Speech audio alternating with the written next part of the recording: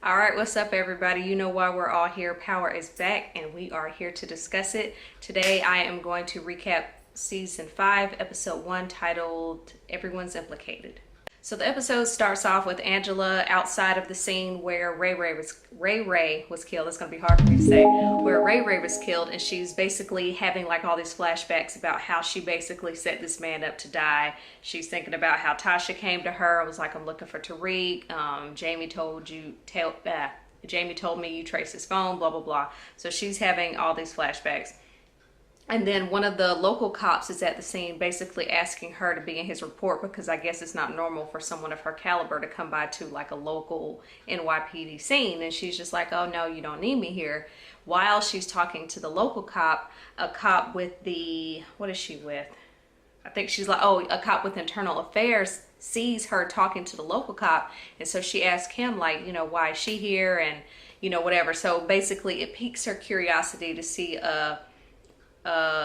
someone of Angela's rank to be at the scene of this local dirty cop who got killed. So it causes some curiosity. So Dre gets to Ray Ray's and he sees all the cops there. So needless to say, he doesn't stick around. He gives Tariq a call. Tariq answers and tells him that he can't talk to him.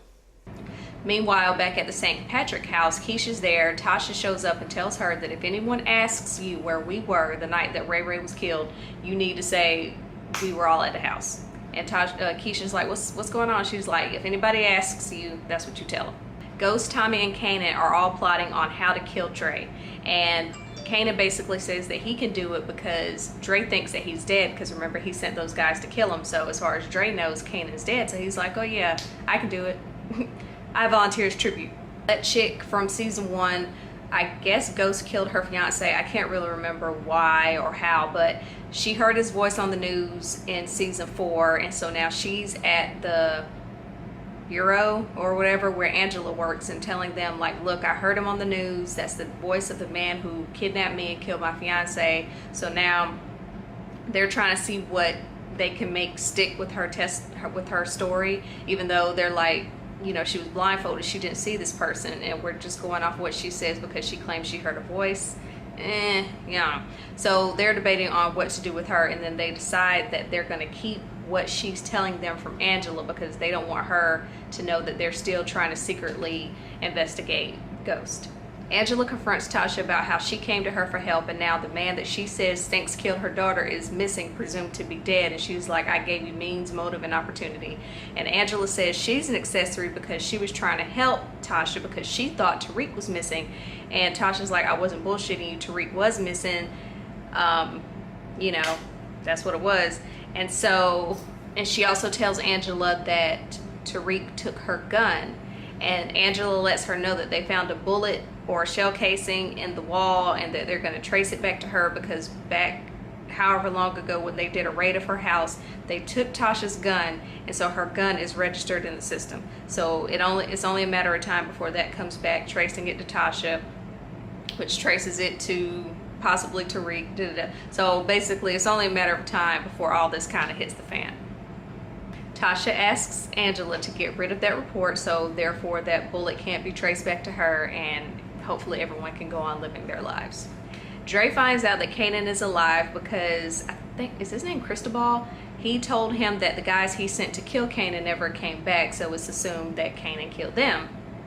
So Dre basically finds out that Ghost, Tommy, and Kanan are all after him, and that they need to set them up so that they can have the 3 of them killed. So Tasha confronts Tariq about his relationship with Ray Ray. And Tariq lets her know that the reason why he knows Ray Ray is through Dre. But he's like, Dre told me to leave him alone. He even told me where he was, even though I held a gun to him. He doesn't really want to feel like Dre set him up, which I don't know that he did, but whatever. So anyway, Ghost is like, he set you up, he sent you there to die. Tariq doesn't want to hear it.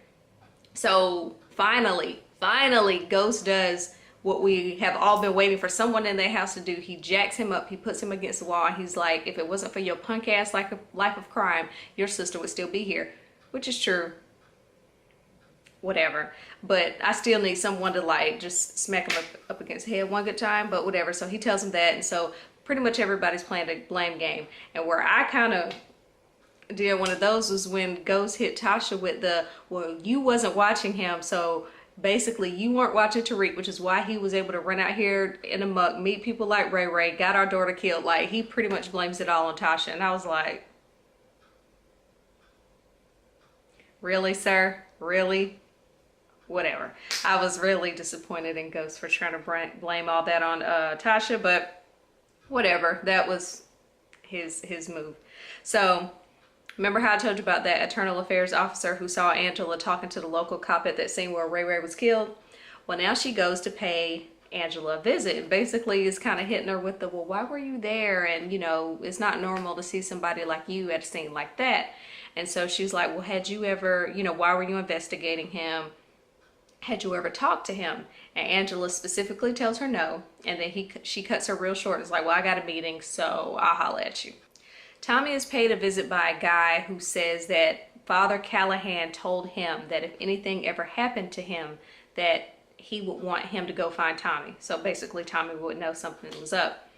And so the guy's like, yeah, you know, Father Callahan told me to come find you if something ever happened to him. He was the best, you know, the nicest white guy or something. He said, nicest white guy I ever met. And Tommy's like, me too.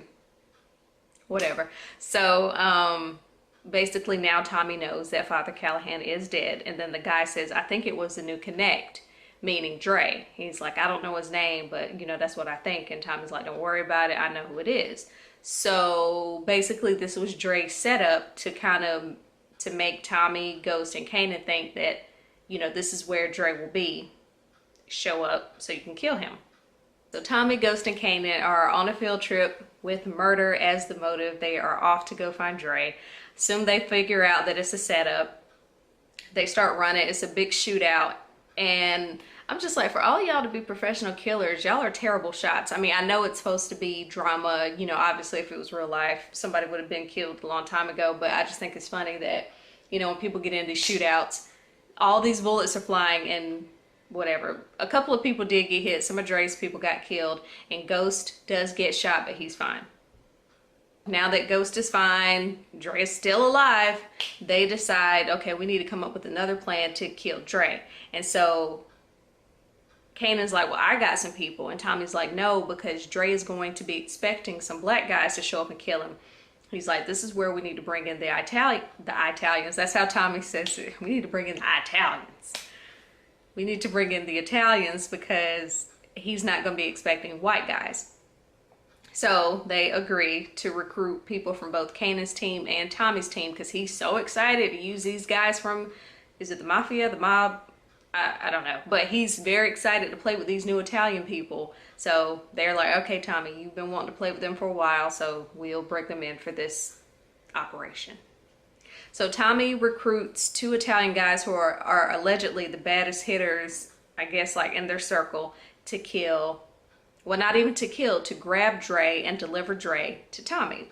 Well, they say all of our business goes through some guy, I don't know the guy's name, but they're like, look, you know, if we're talent, you got to go through our manager, basically is what they're saying. And he's like, oh, what is he, a fucking parole officer? Like he tries to like make fun of him.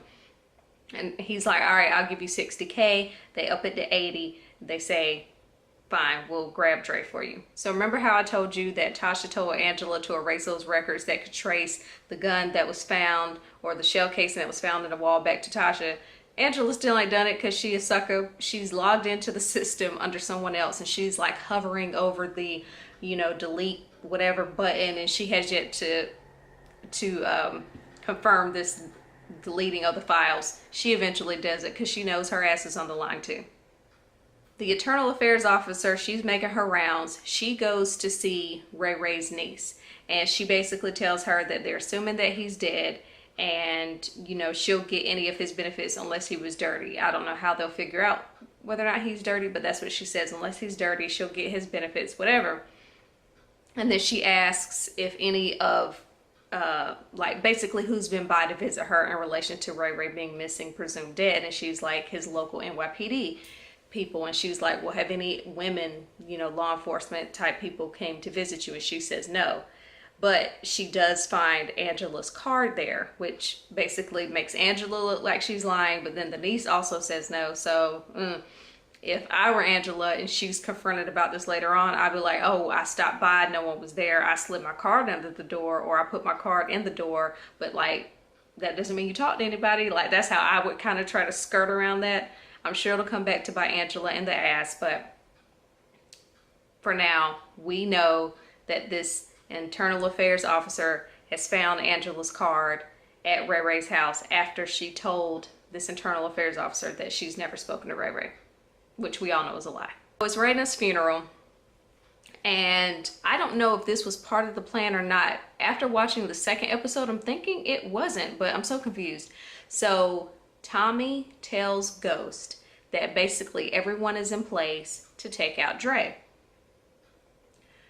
What's that boy's name? Tariq says that he was going to give the eulogy. He's up on the podium ready to do the eulogy. Mid-eulogy, he runs out because he wants to pretend he's having a moment. He's so upset.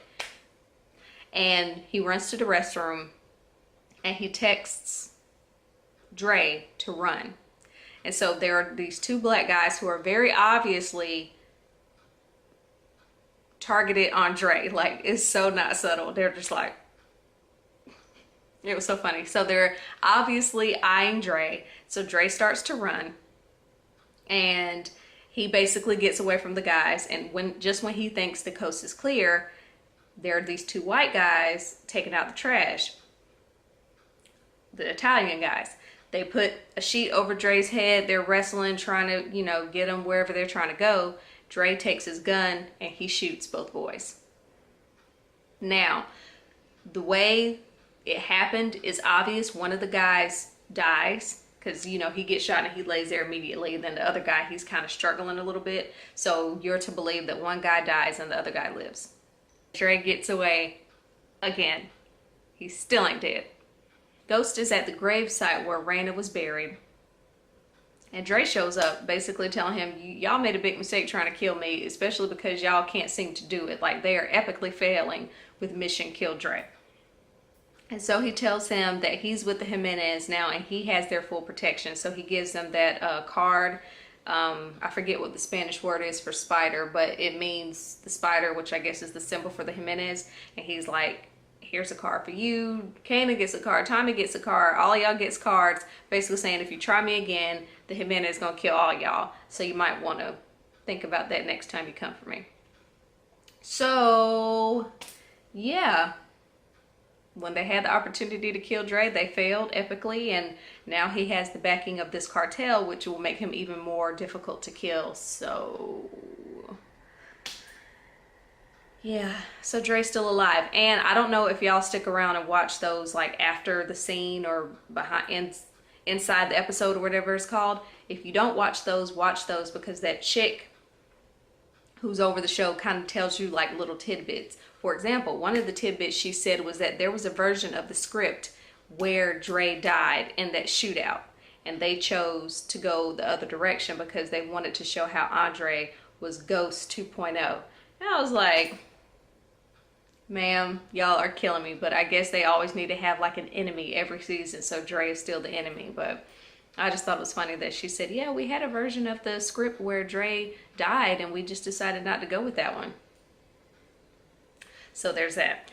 But yeah, so that's a recap of season 5, episode 1, titled Everyone's Implicated. Thank you for sticking around to watch.